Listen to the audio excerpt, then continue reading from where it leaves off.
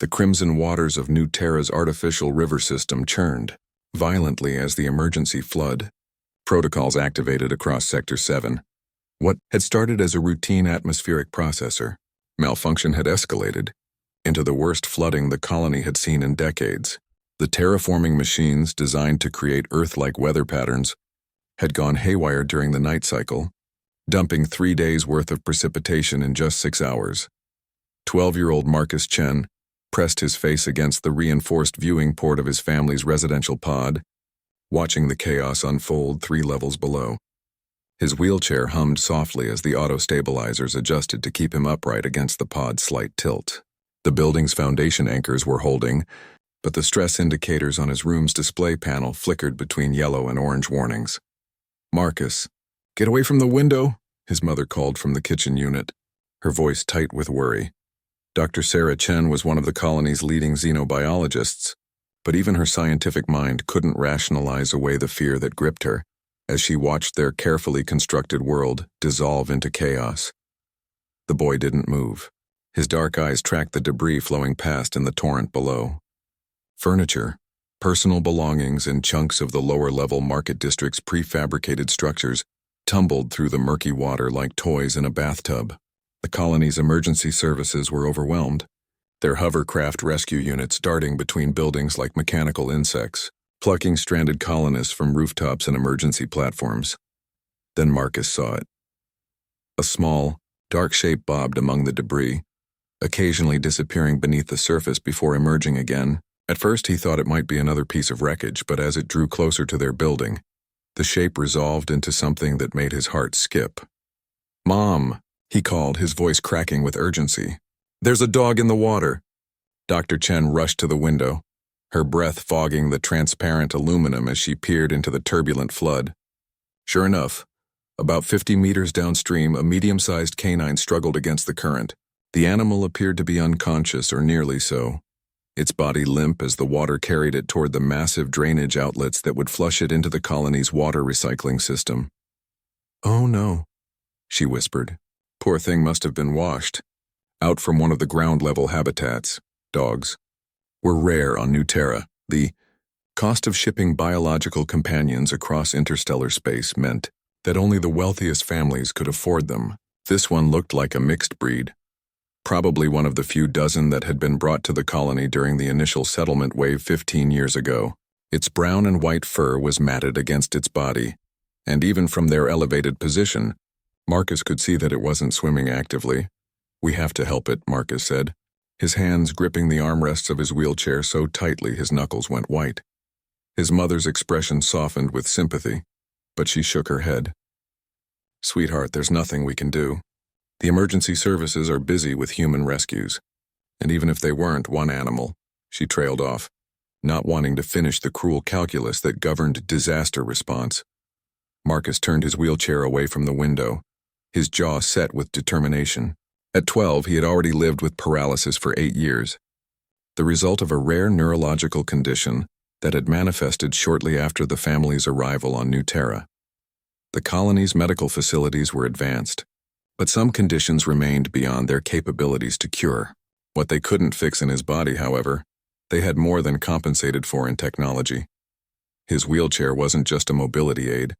It was a sophisticated piece of engineering that interfaced directly with his neural pathways. Through it, Marcus could control various technological systems throughout their HAB unit and beyond. The colony's designers had learned long ago that accessibility wasn't just about ramps and wide doors, it was about ensuring every citizen could contribute meaningfully to their society's survival. "Maybe the emergency services can't help," Marcus said, his fingers dancing over the chair's control interface. "But that doesn't mean no one can." He activated his personal communication array and began scanning the colony's emergency frequencies. The channels buzzed with urgent chatter, reports of structural damage, requests for medical assistance, coordination between rescue teams. Marcus filtered through the noise until he found what he was looking for: the automated distress beacon frequency that every piece of emergency equipment broadcast. His mother watched with growing concern as her son's face took on. The intense concentration she knew meant he was planning something ambitious. "Marcus, what are you thinking?" "The maintenance drones," he said without looking up from his interface. "They're waterproof and some of them have manipulation arms. If I can tap into the automated systems." Dr. Chen moved closer, understanding dawning in her eyes. "The colony's AI won't authorize drone usage for animal rescue. You know that." Marcus smiled, the expression carrying a hint of mischief that reminded his mother powerfully of his father. "Then I guess I won't ask for authorization." The boy's fingers moved with practiced efficiency across the holographic controls that materialized around his wheelchair. Growing up in a technological society had given him skills that would have seemed like magic to previous generations. He had learned to think of the colony's interconnected systems not as separate machines, but as extensions of his own capabilities. His first target was the building's maintenance network. Every residential pod was equipped with small utility drones designed to handle minor repairs and cleaning tasks. Marcus accessed their control protocols and began examining their capabilities. Too small, he realized after a moment. Even if he could get one down to water level, they lacked the strength to pull a drowning dog to safety. He expanded his search, reaching out through the colony's mesh network to identify larger maintenance units in the area. The flood had disrupted many systems, but the emergency protocols meant that most automated equipment was still online and responsive to properly authenticated commands there. A Class 7 construction drone working on emergency levee reinforcement 2 blocks away. It was designed for heavy lifting and had the necessary waterproofing. More importantly, its worksite put it within range of the flood zone. Marcus hesitated for only a moment before initiating the connection. What he was about to do was technically illegal. Unauthorized access to colony infrastructure carried serious penalties. But as he glanced back at the window, where the small dog continued its desperate struggle against the relentless current, he knew he had no choice. The connection established with a soft chime that only he could hear through his neural interface. Suddenly, Marcus could see through the drone's optical sensors, feel the vibration of its rotors through its gyroscopic stabilizers. It was like gaining a new body, one that could fly and lift and act where his physical form could not. Time was running out. The dog was weakening, and the current was carrying it inexorably toward the drainage system. Marcus took a deep breath and sent the first movement command. The construction drone abandoned its levee work and turned toward the flood zone. Its operators confused protests echoing over the emergency channels as the machine stopped responding to manual control. Marcus was committed now. There was no turning back. The construction drone's powerful rotors churned through the humid air as Marcus guided it toward the churning floodwater. Through the machine's sensors, he could feel the atmospheric pressure changes and electromagnetic interference caused by the malfunctioning weather systems. The drone's sophisticated navigation array automatically compensated for the turbulence, but Marcus still had to fight to maintain steady flight as crosswinds buffeted the aircraft. Below him, the dog's struggles were growing weaker. The animal's head barely stayed above the surface now, and its movements had become sporadic and uncoordinated. Marcus realized with growing horror that the creature wasn't just exhausted, it was going into shock from prolonged exposure to the cold water. "Come on," he whispered, his hands cramping from gripping the wheelchair's controls so tightly. "Hold on just a little longer." The drone descended rapidly, its altimeter readings scrolling past Marcus's consciousness like a digital waterfall. 50 meters, 30, 20. The wash from the rotors began to disturb the flood surface, sending ripples outward in expanding circles. Marcus had to be careful. Too much rotor wash could push the dog underwater completely. Dr. Chen stood behind her son, one hand resting on his shoulder as she watched the rescue attempt unfold on his wheelchair's secondary display. She had stopped trying to dissuade him. She recognized the same determination in his posture that had carried him through years of physical therapy and adaptive technology training. When Marcus set his mind to something, he achieved it through sheer force of will. "The emergency channels are going crazy," she reported, monitoring the colony's communication networks on her own device. "Someone reported an unauthorized drone deployment in Sector 7. Marcus didn't respond. All of his attention was focused on the delicate task of positioning the construction drone directly above the struggling animal. The machine's lifting arms were designed for moving building materials, not conducting water rescues, but Marcus had spent hours studying their technical specifications during his recovery periods. He knew their capabilities better than most of the technicians who operated them. The dog disappeared beneath the surface for a terrifying moment, and Marcus felt his heart stop. Then the brown and white head emerged again, and he could see the animal's eyes, wide with panic and pain but still alive. "Still fighting? I see you," Marcus said softly, as if the dog could hear him across the water and electronic interface. "I'm coming." He extended the drone's primary manipulation arm, an articulated appendage designed to lift construction materials weighing several tons. The grabber at its end was equipped with pressure sensors that could handle materials as delicate as glass or as robust as steel beams. Marcus recalibrated the sensitivity settings, reducing the grip strength to levels safe for biological tissue. The challenge was timing. The dog was moving with the current at roughly 8 meters per second, while the drone had to maintain position against shifting wind patterns and electromagnetic interference.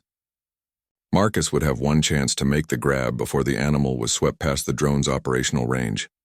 He plotted the interception course in his mind, calculating angles and velocities with the intuitive mathematics that had made him one of the colony's most promising students, despite his physical limitations. The dog would pass beneath the drone in approximately 15 seconds. Marcus began his descent, dropping the manipulation arm toward the water's surface. 10 seconds. The dog's movements were becoming erratic as hypothermia set in. 5 seconds. Marcus could see individual strands of wet fur through the drone's high-resolution cameras. 3 seconds. He triggered the grabber's emergency activation sequence. The manipulation arm plunged into the water with mechanical precision, its sensors detecting the presence of organic matter within its grip radius. Marcus felt the feedback through his neural interface as the grabber's pressure sensors made contact with something soft and warm. The dog let out a weak yelp that the drone's audio pickups transmitted directly to Marcus's consciousness. "Got you," he breathed, immediately beginning the ascent sequence. The construction drone's rotors roared as it fought against the additional weight and the drag of lifting a waterlogged animal from the flood. Marcus had to compensate for the dog's struggles, which registered as erratic weight distribution that threatened to destabilize the aircraft. The drone's automatic stabilization systems worked overtime to maintain level flight. Through the manipulation arm's sensors, Marcus could feel the dog's rapid heartbeat and shallow breathing. The animal was in distress, but it was alive. The grabber's medical scanners, designed to detect structural stress in building materials, registered elevated body temperature and rapid pulse, signs that the dog's biological systems were still functioning despite the trauma. "Marcus, you need to land that drone immediately," Dr. Chen said, her voice tight with worry. "The colony administrator is demanding to know who's controlling the construction equipment. If they trace it back to you—" "Almost there," Marcus replied, guiding the drone toward the emergency platform that extended from their residential pod. The platform was designed for evacuation purposes, providing a stable landing area for rescue craft during emergencies. It would have to serve as an impromptu veterinary clinic. The landing was delicate work. Marcus had to account for the dog's weight and the animal's continued struggles as he brought the drone down. The platform's surface was slick with condensation from the humid air, and the drone's landing strut scraped against the metal decking as Marcus fought to maintain control. Finally, with a mechanical sigh of settling hydraulics, the construction drone touched down. Marcus immediately began retracting the manipulation arm, lowering the rescued dog onto the platform's surface. The animal's fur was matted with muddy water, and its breathing was labored, but it was unmistakably alive. Dr. Chen was already moving toward the platform's access hatch, her medical training overriding her concerns about the legal implications of her son's actions.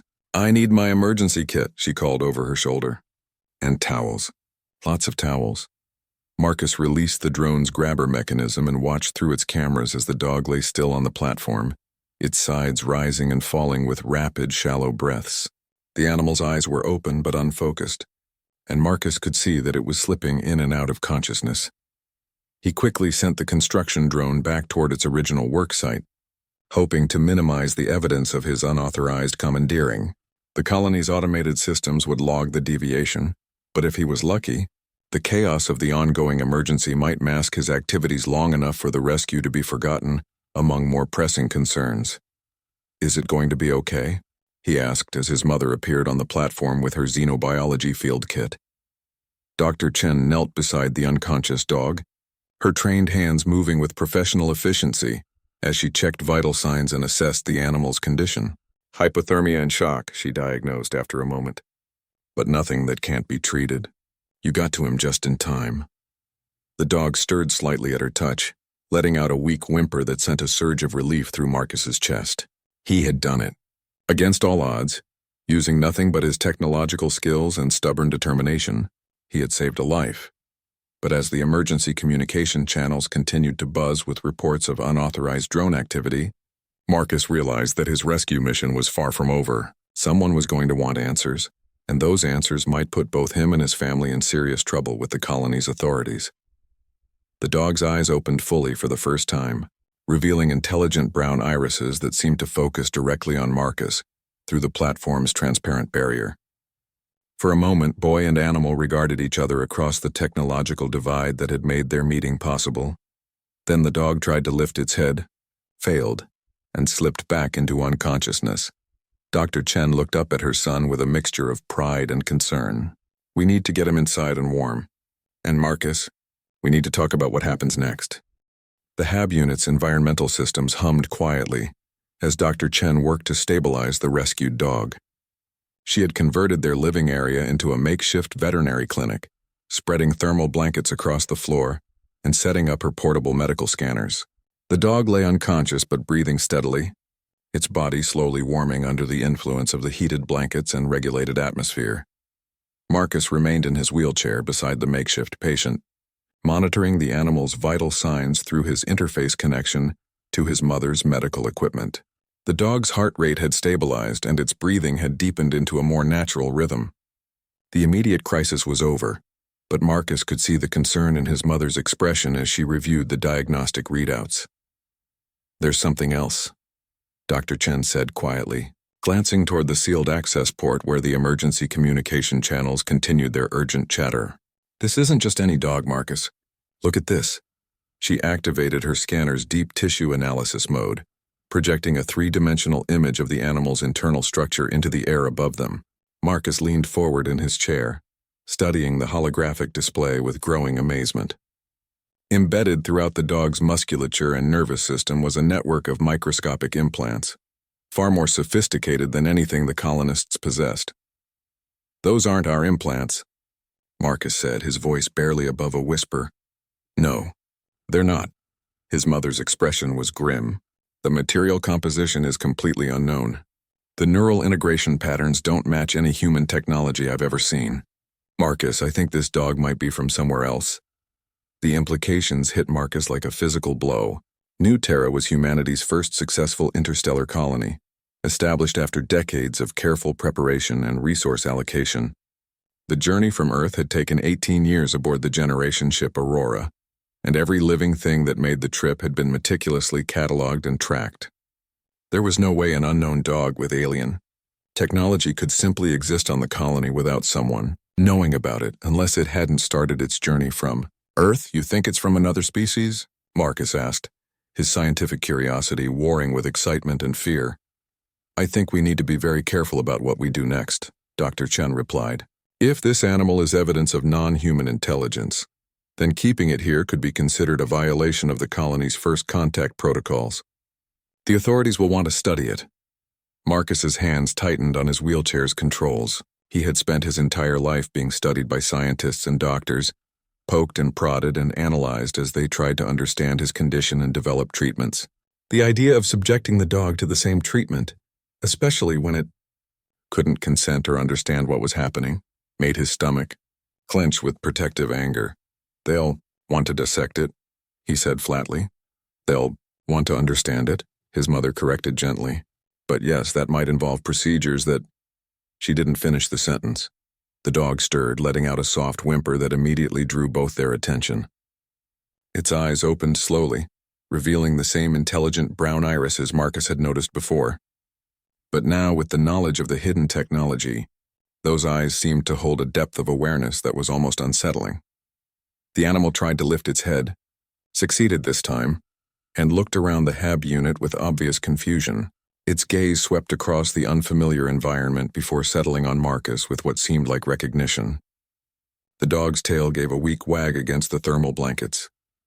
"Hey there," Marcus said softly, extending his hand toward the animal. "You're safe now." To his surprise, the dog immediately focused on his outstretched fingers with laser-like intensity. Its nostrils flared as it took in his scent, and Marcus could have sworn he saw something like comprehension in its expression. The animal struggled to rise, managed to get its front legs under itself, and slowly crawled across the blankets until it could rest its muzzle against Marcus's palm. The contact sent a shock through Marcus's nervous system, not electrical, but something deeper and more profound. For just a moment he felt a flicker of something that wasn't his own consciousness, brushing against the edges of his mind. Images flashed through his awareness. Vast spaces filled with crystalline structures, beings of light and energy moving through dimensions he couldn't understand, and always, the sense of searching for something lost. Marcus jerked his hand back with a gasp and the connection severed immediately. The dog looked up at him with what he could only interpret as disappointment. "Did you feel that?" he asked his mother, who was studying the medical scanner readings with growing alarm. "Feel what?" "Marcus, the electromagnetic field around this animal just spiked. The implants are becoming active." As if responding to her words, the dog's eyes began to glow with a soft blue-white light. The luminescence wasn't harsh or threatening. It reminded Marcus of bioluminescent organisms he had seen in documentaries about Earth's deep oceans. The light pulsed gently in rhythm with the animal's heartbeat, creating patterns that seemed almost like language. "It's trying to communicate," Marcus realized. The emergency communication channels suddenly erupted with new activity. Multiple voices overlapped as colony security forces reported, strange energy signatures emanating from Sector 7. Marcus's heart sank as he realized that the dog's awakening implants were broadcasting some kind of signal that the colony's sensors could detect. "We're out of time," Dr. Chen said, already moving toward the HAB unit's communication console. "I need to contact the Scientific Council before security forces decide this is a threat." "Wait," Marcus said urgently. "What if we're wrong about this? What if the dog isn't alien at all? What if someone in the colony has been experimenting with advanced cybernetics?" His mother paused, her finger hovering over the communication controls. "That would be almost as serious a violation as harboring alien technology. Either way, we need to report this." Marcus looked down at the dog, which was watching their conversation with obvious understanding, despite the language barrier. The blue light in its eyes had dimmed to a barely perceptible glow, but Marcus could sense the intelligence behind that alien gaze. Whatever this creature was, wherever it had come from, it was clearly more than just an animal. 5 minutes, he said. "Give me 5 minutes to try to understand what it's trying to tell us before we turn it over to the authorities." Dr. Chen looked at her son with the same mixture of pride and exasperation that had characterized their relationship since his accident. Marcus had always been determined to push boundaries, to test the limits of what was possible despite his physical limitations. Usually she encouraged that spirit, but this situation was beyond anything they had faced before. 3 minutes, she said finally, "and if those implants spike again, I'm calling security immediately." Marcus nodded gratefully and turned back toward the dog. The animal was still watching him with those unnaturally intelligent eyes, its head tilted slightly as if it was listening to something only it could hear. Marcus reached out again, more slowly this time, preparing himself for whatever contact might bring. The dog met him halfway, pressing its muzzle into his palm with gentle insistence. Once again, Marcus felt that strange flutter of alien consciousness touching his own. But this time, instead of pulling away, he tried to open his mind to the experience. Images flooded his awareness. Not the crystalline structures from before, but memories that seemed to belong to the dog itself. He saw the colony from an aerial perspective, as if viewed from high above the residential pods. He saw humans going about their daily routines, unaware that they were being watched by something that moved through spaces they couldn't perceive. And he saw himself, sitting in his wheelchair by the viewing port, staring out at the flood with determination and compassion written across his young face. The dog had been watching him long before the rescue. It had known somehow that when the time came, Marcus would be the one to act. The question was why. The connection between Marcus and the dog deepened with each passing second. Through the alien neural link, Marcus began to understand that the images flooding his consciousness weren't random memories. They were deliberate communications, carefully chosen to convey specific information. The dog was showing him something important, something that had brought it to New Terra in the first place. The vision shifted, showing Marcus scenes from deep space. He saw the generation ship Aurora during its 18-year journey from Earth. But the perspective was impossible, as if viewed from outside the vessel, from something that could move through the vacuum of space without life support or propulsion. The Aurora was being followed. We weren't alone, Marcus whispered, his eyes still closed as the alien memories washed over him. During the journey, something was watching us. Dr. Chen looked up from her medical scanners with alarm. Marcus, what are you talking about? Your neural activity is off the charts. But Marcus was lost in the dog's memories now, experiencing events that had unfolded years before his birth. He saw the Aurora's arrival at New Terra, watched the initial surveys and the beginning of colonization efforts. And he saw the moment when something went wrong with the planet's ecosystem, something the human colonists had never detected. The terraforming process was supposed to create an Earth-like environment, but the atmospheric processors were interacting with something already present in New Terra's geology. Deep beneath the planet's surface, ancient crystalline structures were responding to the human technology, slowly awakening from eons of dormancy. The dog showed him images of vast underground chambers filled with geometrically impossible architecture, all of it beginning to pulse with the same blue-white light that now emanated from the animal's eyes. The flood, Marcus said suddenly, understanding flooding through him. It wasn't a malfunction. Something underground is responding to our terraforming equipment. The weather systems are just a side effect. Dr. Chen moved closer to her son, her medical training warring with her scientific curiosity. Marcus, you need to break the connection. Your vital signs are becoming erratic. But Marcus pressed deeper into the link, driven by a growing sense of urgency. The dog was showing him more now. Images of other worlds, other species that had encountered the same crystalline intelligence. Some had managed to establish peaceful contact, learning to coexist with the ancient entities that dwelt beneath their planet's surfaces. Others had fought, treating the alien presence as a threat to be eliminated. Those worlds were lifeless now, their surfaces scarred by conflicts that had consumed entire civilizations. It's not trying to hurt us, Marcus said, his voice strained with the effort of maintaining the connection. The intelligence under New Terra, it's trying to communicate.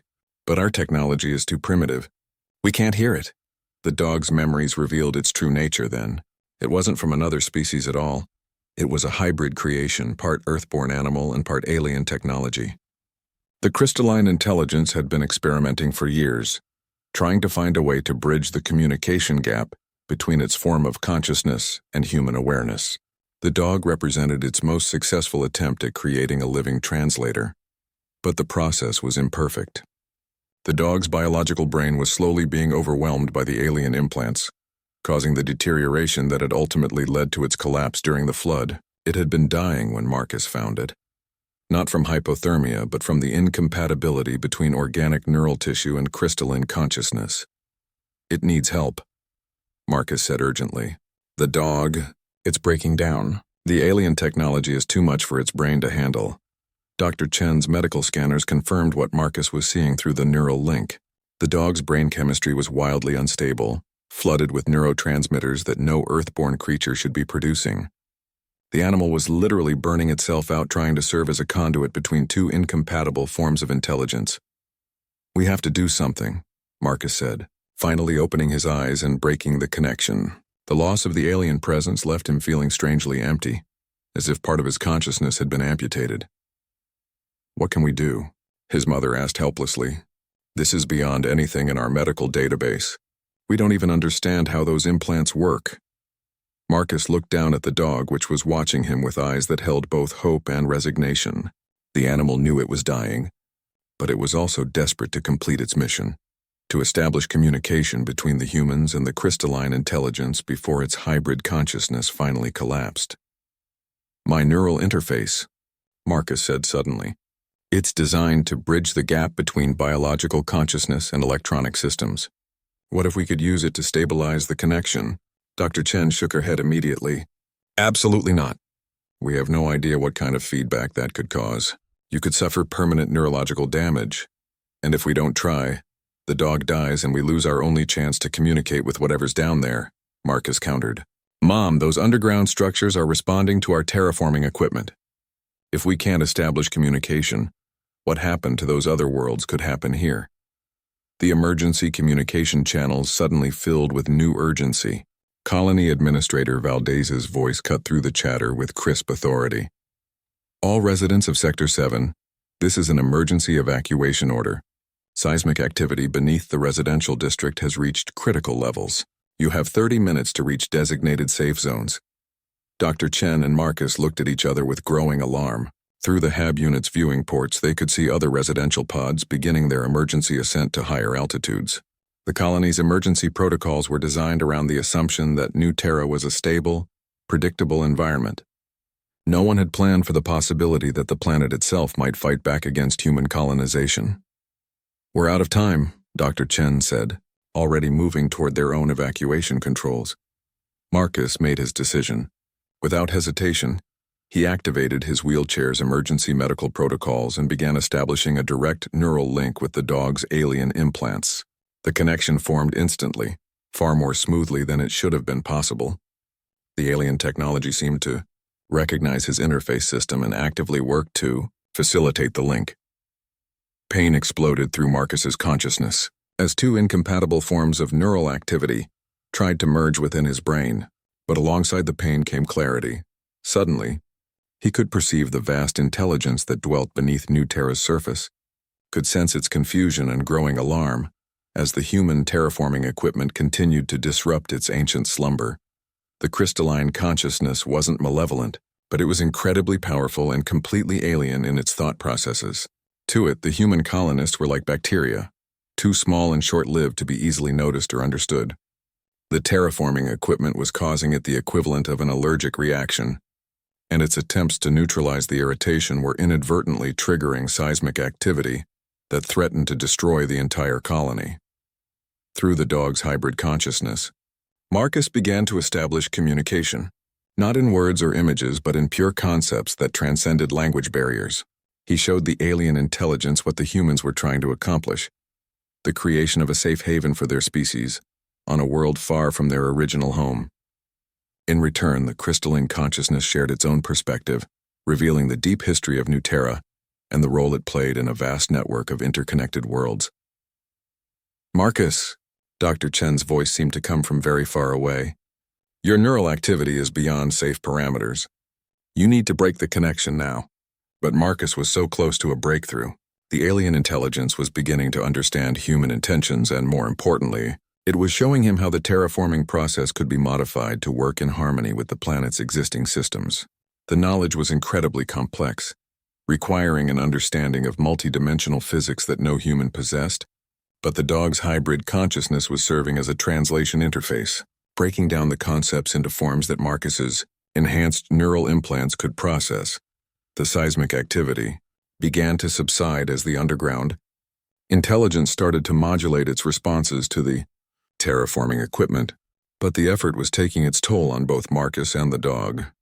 The hybrid creature's biological systems were failing rapidly, while Marcus felt his own consciousness stretching to accommodate forms of thought never intended for human minds. Just as the connection was about to collapse entirely, Marcus felt a new presence joining the link.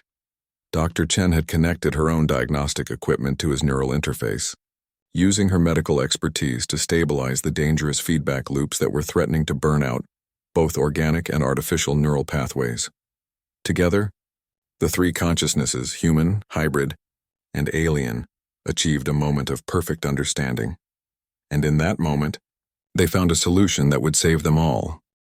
The solution that emerged from the three-way consciousness link was elegant in its simplicity, but staggering in its implications. The crystalline intelligence didn't want to destroy the human colony. It wanted to help it flourish. For millions of years, it had been alone on New Terra, maintaining the planet's geological stability and waiting for other forms of consciousness to discover it. The arrival of humans represented the first real contact it had experienced since its own species had transcended physical form eons ago. But the communication barrier had been nearly insurmountable. The alien intelligence existed as a distributed consciousness spread throughout the planet's crystalline core, thinking in timescales measured in geological epochs. To it, human thoughts flickered past like lightning strikes, too brief to properly perceive or understand. The dog represented years of experimentation, an attempt to create a bridge between radically different forms of awareness. Through Marcus's neural interface, the alien consciousness began to download a vast repository of knowledge directly into the colony's computer networks, not as raw data that humans couldn't understand, but as carefully translated information packages that built upon existing human scientific knowledge. The crystalline intelligence had been observing human technology since the Aurora's arrival, studying the colony's educational databases and learning how human minds processed information. Dr. Chen watched in amazement as her medical equipment began displaying impossible readings. The alien consciousness was teaching her medical techniques that could potentially cure conditions like Marcus's paralysis, showing her how biological neural networks could be safely integrated with crystalline computing matrices that operated on quantum mechanical principles. "This is incredible," she whispered, her voice filled with wonder. "Marcus is showing me how to repair damaged neural pathways using resonance fields that interact directly with cellular DNA. This could revolutionize medicine not just here, but everywhere humans have spread." But Marcus was focused on something even more immediate. Through the dog's consciousness, he could sense the animal's failing biological systems. The hybrid creature had pushed itself beyond its limits to facilitate this first contact, and its organic brain was shutting down from the strain. Without intervention, the dog would die within minutes, taking with it the only successful bridge between human and alien consciousness. "We need to save it," Marcus said urgently, his hands flying over his wheelchair's controls as he worked to stabilize the neural link. "The dog is the key to everything. Without it, we'll lose the connection." The alien intelligence seemed to understand his concern, and Marcus felt a flood of gratitude from the vast consciousness as it realized that the young human was willing to risk his own safety to preserve the hybrid creature that had made communication possible. Through the link, the crystalline intelligence began to share its own understanding of the dog's condition. The problem wasn't just biological incompatibility, it was temporal. The dog's consciousness was trying to exist simultaneously in the rapid-fire human time frame and the geological scale of the alien intelligence. The strain was literally tearing apart the neural pathways that held its hybrid awareness together. But Marcus's neural interface provided a solution. His wheelchair's sophisticated consciousness bridging technology was designed to allow a human mind to control complex technological systems in real time. With modifications guided by the alien intelligence, it could serve as a buffer between the dog's biological consciousness and the crystalline implants, allowing the animal to exist comfortably in both temporal frameworks. The process required Marcus to expand his own neural interface to accommodate the additional consciousness. It would mean permanently linking his mind with both the dog and the alien intelligence, becoming a living translation node between three different forms of awareness. The risks were enormous. Failure could result in the complete loss of his human identity, as his consciousness was absorbed into the vast alien network. "Don't do it," Dr. Chen said, recognizing the determination in her son's expression. "Marcus, you don't understand what you're risking. If something goes wrong, I could lose you completely." Marcus looked at his mother with the same gentle smile he had given her when he first learned to control his wheelchair through direct neural interface. Back then, the doctors had warned of similar risks, the possibility of losing his human consciousness to the machine interface. But Marcus had understood even as a child that some things were worth the risk. "I won't disappear," he said confidently. "I'll just become something more." Before Dr. Chen could protest further, Marcus initiated the consciousness expansion protocol. His neural interface hardware began to reconfigure itself, guided by instructions from the alien intelligence that understood consciousness manipulation far better than any human scientist. The changes were profound but gradual, allowing Marcus's human awareness to adapt slowly to its expanded capacity. The first change he noticed was temporal perception.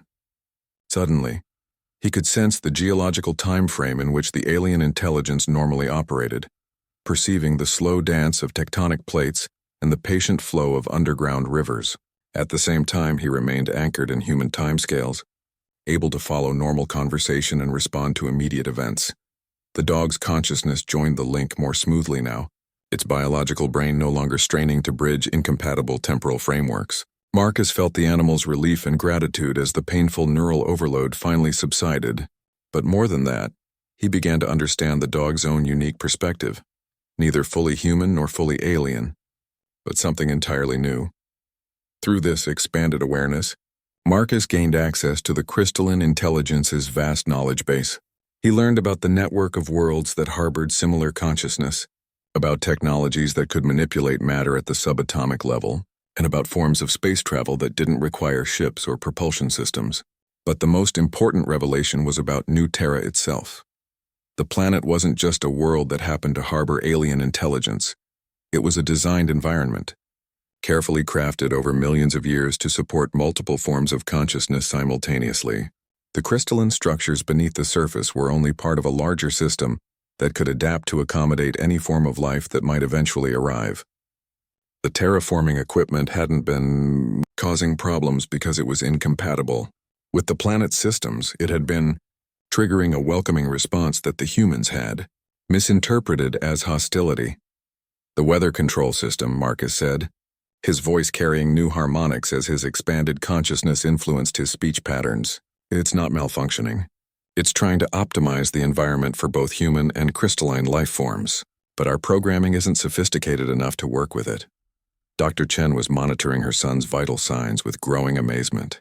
Instead of the dangerous feedback loop she had expected, Marcus's neural activity was stabilizing at levels far beyond normal human ranges, but without any signs of distress or system overload. It was as if his brain had simply become capable of processing multiple streams of consciousness simultaneously. "Can you fix it?" she asked.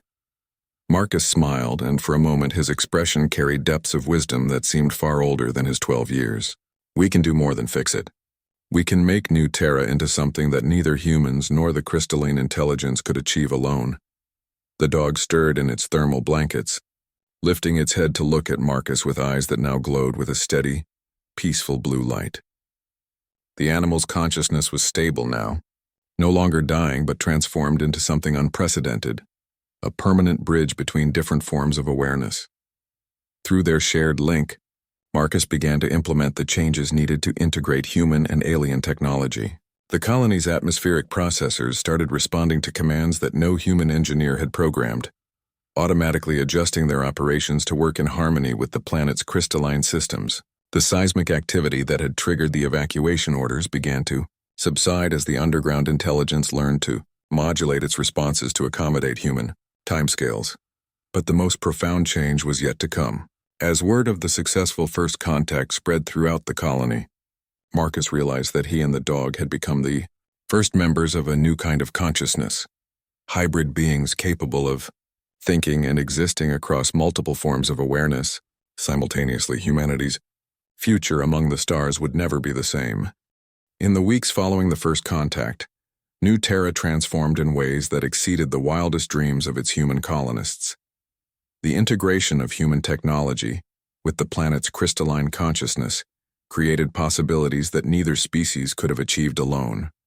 Marcus, now serving as the primary liaison between the two forms of awareness, found himself at the center of changes that would reshape humanity's understanding of consciousness, technology, and their place in the universe. The dog, whom Marcus had named Nexus for its role as a living connection point, had become something unprecedented in the galaxy's history. No longer a simple Earth animal enhanced with alien technology, it had evolved into a new form of life that existed comfortably across multiple consciousness frameworks. Its presence in the colony's community center drew visitors from every residential sector, not just to marvel at its obvious intelligence, but to experience the sense of expanded awareness that seemed to emanate from its hybrid consciousness. Colony Administrator Valdez stood before the assembled residents in the main auditorium, struggling to find words adequate to describe the situation his colony now faced. Behind him, holographic displays showed the remarkable changes occurring throughout New Terra's ecosystem.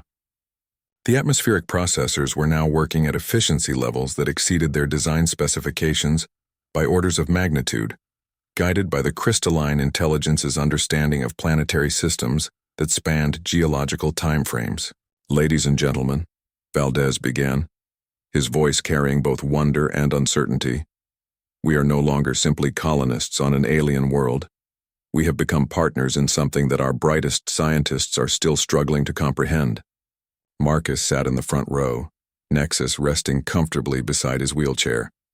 Through their shared consciousness link, he could sense the administrator's emotions, a mixture of excitement, fear, and the heavy weight of responsibility for decisions that would affect not just the colony's future, but potentially the future of human civilization itself. Dr. Chen, now serving as the colony's chief xenobiological advisor, took the podium to explain the medical implications of the human-alien integration. Her research over the past month had revealed possibilities that challenged every assumption about the limits of human biology. The crystalline consciousness operates on principles that we're only beginning to understand, she explained, her words accompanied by detailed biochemical diagrams. But what we've learned suggests that the barriers between organic and artificial consciousness are far more permeable than we ever imagined. The neural integration techniques they've shared with us could potentially address neurological conditions that we previously considered incurable. She gestured toward Marcus, who nodded permission for her to share his medical data with the assembled colonists.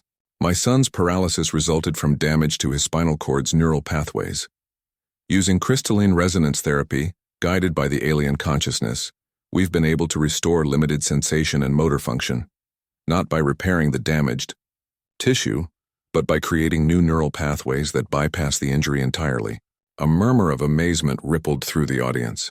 Several colonists who suffered from their own medical conditions leaned forward with obvious interest. But Marcus could sense through the collective consciousness that their excitement was tempered by deeper concerns about the implications of such integration. Dr. Yuki Tanaka, the colony's leading engineer, raised her hand. What about the long-term effects? We're talking about fundamental changes to human consciousness and physiology. How do we know these modifications won't have unforeseen consequences? It was a question that Marcus had been wrestling with himself.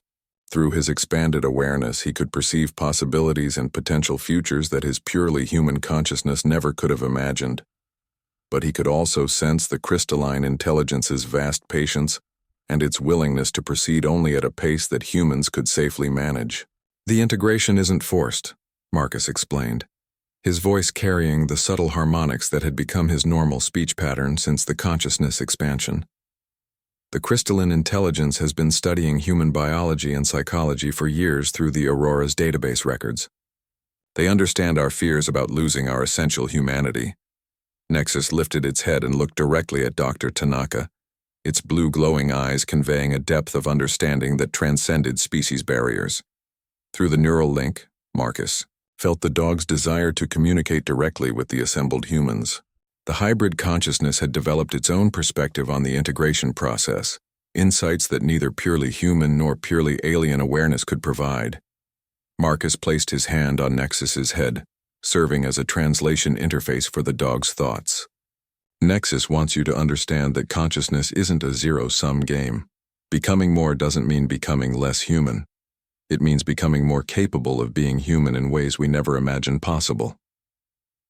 To demonstrate, Marcus activated his expanded neural interface and connected directly to the colony's environmental control systems. But instead of simply issuing commands through technological interfaces, he worked in harmony with the crystalline consciousness to create changes that reflected both human needs and the planet's natural systems.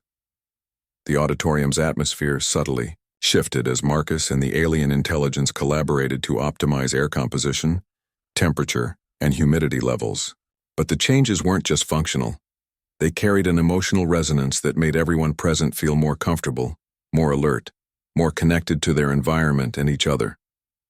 This is what partnership looks like, Marcus said, his consciousness spanning multiple levels of awareness simultaneously. Not humans controlling alien technology or aliens directing human behavior, but genuine collaboration between different forms of consciousness. Engineer Tanaka nodded slowly, but her expression remained troubled.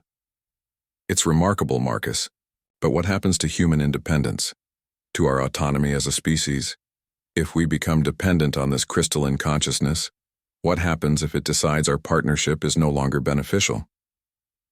The question touched on fears that had been growing throughout the colony as the implications of the integration became clearer. Humans had survived and thrived by maintaining their independence, by being able to rely on their own capabilities and technologies. The idea of partnering with a vastly superior intelligence raised fundamental questions about human agency and self-determination. Through the neural link, Marcus felt the crystalline consciousness's response to these concerns. The alien intelligence was genuinely puzzled by human fears of dependence or domination. Its own evolution had long ago transcended such competitive thinking.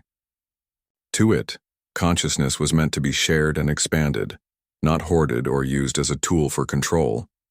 But Marcus also understood his fellow colonists' concerns. He had grown up as a human, had experienced the fierce independence and determination that had carried his species across interstellar space to establish new homes among distant stars. The idea of surrendering that independence, even to a benevolent alien intelligence, went against everything humanity had learned about survival. What if we could have both? Marcus asked, an idea forming in his expanded consciousness. What if we could maintain our human independence while also gaining access to crystalline capabilities? Doctor. Chen looked at her son with growing excitement as she began to understand his proposal. You're talking about creating hybrid technologies that humans can operate independently, without requiring direct consciousness integration. Marcus nodded. The crystalline intelligence understands human technology better than we do now. They could help us develop tools and systems that incorporate their capabilities, but remain under human control. We wouldn't need to surrender our independence to benefit from the partnership. Administrator Valdez leaned forward with obvious interest. What kind of technologies are we talking about? Through his connection with the crystalline consciousness, Marcus began accessing information about technological possibilities that exceeded human imagination.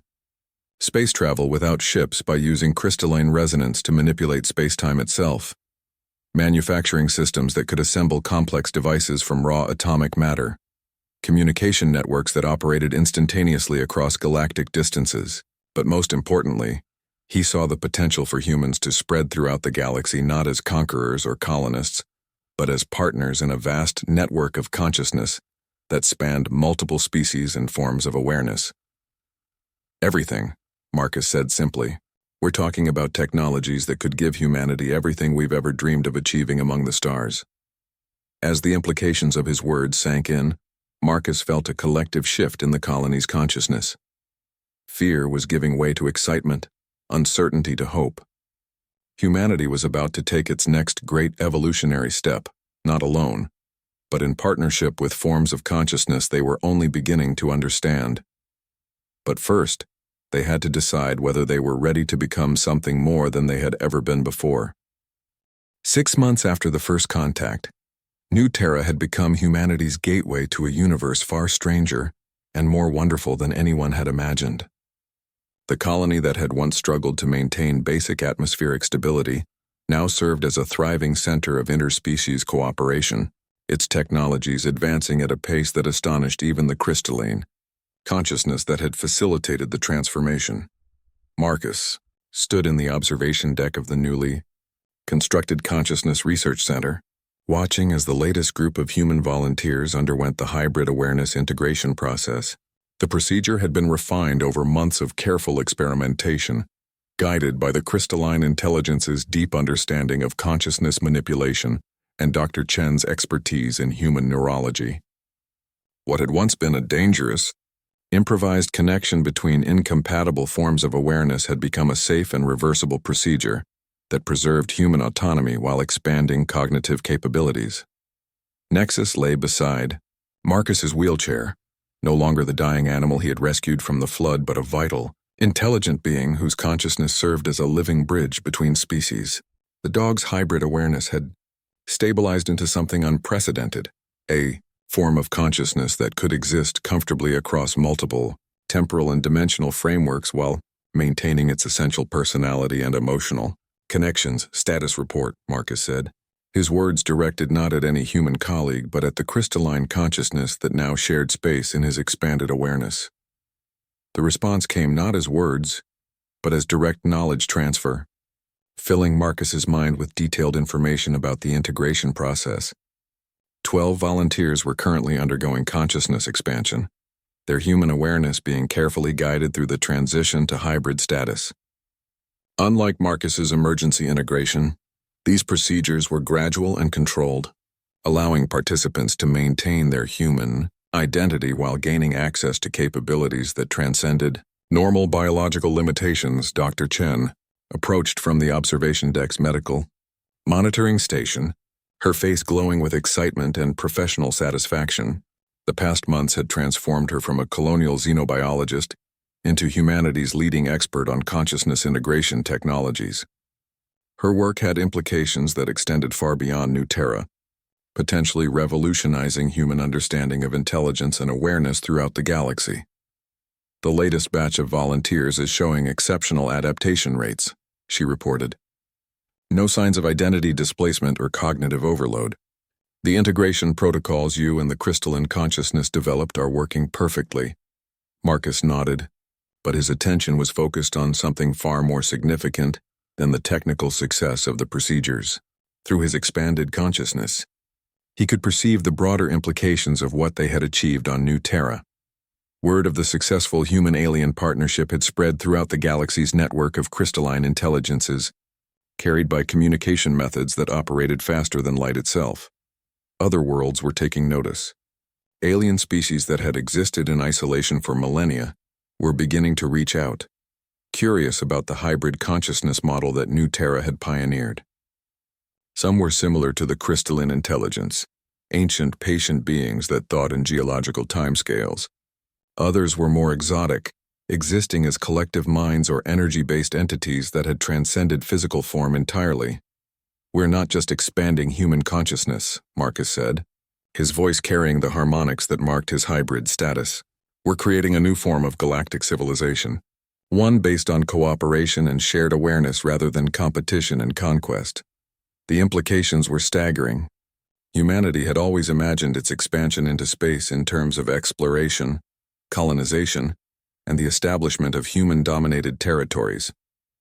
But the partnership with the crystalline consciousness had revealed a different path, one where humans could spread throughout the galaxy not as conquerors but as participants in a vast network of cooperative intelligences.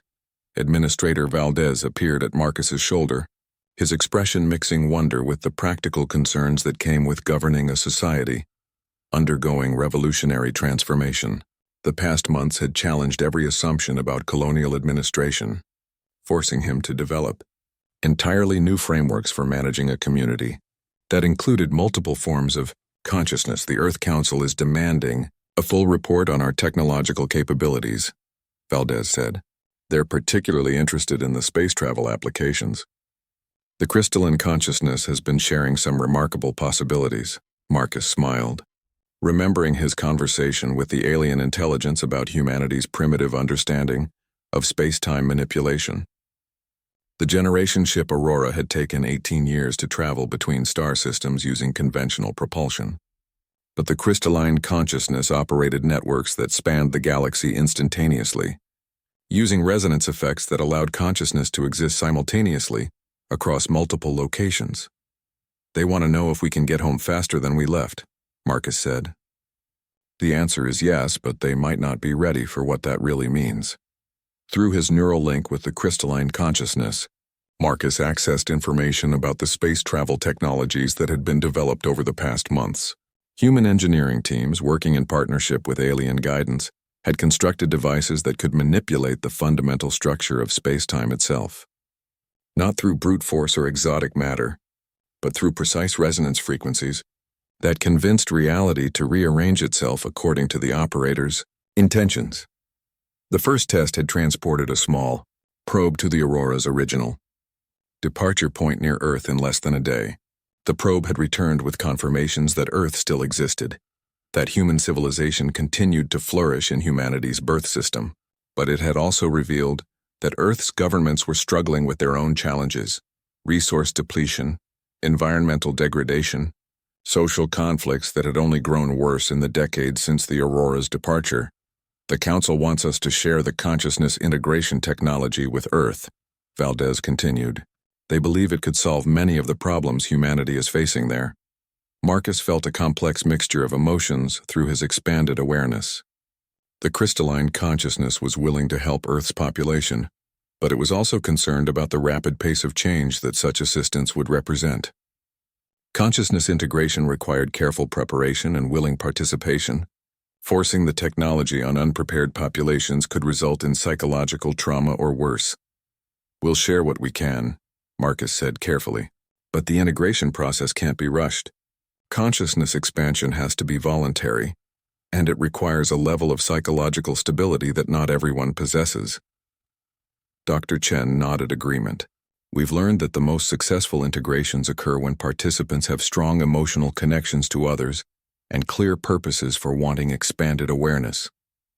People like Marcus who were motivated by compassion and the desire to help others." As if responding to the discussion, Nexus lifted his head and looked directly at the assembled humans. Through the neural link, Marcus felt the dog's own perspective on the situation. Nexus had experienced consciousness from multiple viewpoints, first as a simple Earth animal, then as a dying hybrid experiment, and finally as a successful bridge between species. His unique insights had proved invaluable in developing the integration protocols. The dog's consciousness carried a message that transcended species boundaries. Consciousness wasn't just about intelligence or capability, but about connection and empathy. The most successful hybrid beings were those who maintained their capacity for emotional bonds while expanding their cognitive abilities.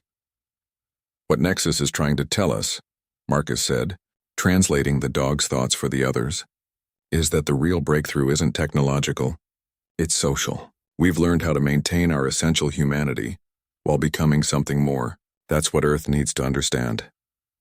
As if summoned by their discussion, a new presence entered Marcus's awareness through the crystalline network. Not the familiar alien intelligence that had become his constant companion, but something else. A collection of consciousness that felt distinctly human but somehow expanded beyond normal parameters. "Marcus?" The mental voice was clear and familiar, carrying emotional resonances that made him gasp with recognition. "Who is it?" Dr. Chen asked, noticing her son's sudden change in posture. Marcus smiled, tears streaming down his face as he recognized the source of the new presence. "It's Dad. He's figured out how to use the crystalline network to communicate across interstellar distances. Commander James, Chen had been serving aboard a deep space exploration vessel when the Aurora departed for New Terra. The family had been separated by humanity's expansion among the stars, with no expectation of reunion within their lifetimes. But the crystalline consciousness network offered possibilities that transcended physical limitations, allowing awareness to exist and communicate across galactic distances. Through the network, Marcus felt his father's amazement and pride as he learned about the consciousness integration program and his son's role in humanity's partnership with intelligence. But more than that, he felt the profound love and connection that had persevered across years of separation and impossible distances. "Tell him," Dr. Chen said, her own voice thick with emotion. "Tell him that his son saved more than just a dog. He saved our future among the stars." Marcus nodded, already sharing the story through the consciousness network, with a depth and completeness that no words could convey. His father experienced the rescue, the integration, and the transformation, as if he had been present for every moment. But more importantly, he understood the courage and compassion that had driven Marcus to risk everything for a dying animal. As father and son communicated across the galaxy, through means that transcended physical space, Marcus realized that they had achieved something far greater than technological advancement or even successful first contact with alien intelligence. They had learned how to maintain the essential bonds of love and family while expanding beyond the limitations that had once defined human consciousness. Humanity's future among the stars would be built not on conquest or exploitation, but on the same compassion that had motivated a paralyzed boy to risk everything to save an unconscious dog found in a flood. And that future was more wonderful than anyone had ever dared to imagine. Nexus curled up beside Marcus's wheelchair, his blue glowing eyes peaceful and content. The hybrid consciousness that had made everything possible rested quietly, knowing that his mission was complete. Humanity had found its place in the galaxy's vast network of consciousness, not as conquerors or subjects, but as partners in an adventure that would span the stars. The flood that had nearly claimed one small life had instead opened the floodgates to infinite possibility.